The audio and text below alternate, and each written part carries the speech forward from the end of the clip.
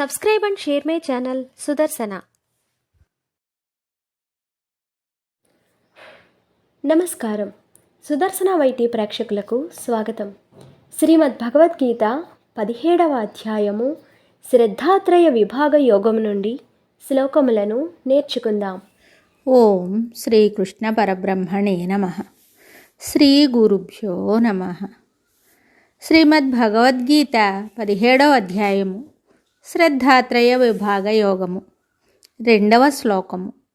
శ్రీ భగవాన్ ఉవాచ త్రివిధా భవతి శ్రద్ధా దేహినాం సా స్వభావజ సాత్వికీ రాజసీ చైవ తామసీ చేతి తాం శృణు.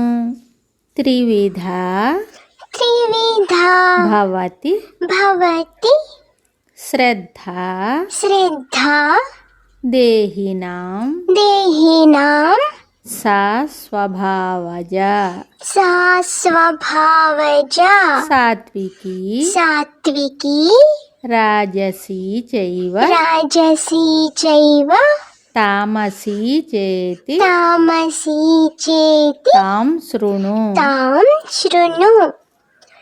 త్రివిధా భవతి శ్రద్ధా దేహినాం సా స్వభావజ సాత్వికీ రాజసీ చైవ తామసీ చేతి తాం శృణు.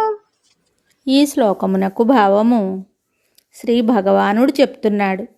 ప్రాణుల యొక్క స్వభావముచే పూర్వజన్మ సంస్కారముచే కలిగిన ఆ శ్రద్ధ సాత్వికమనియు రాజసమనియు తామసమనియు 3 విధములుగా అగుచున్నది.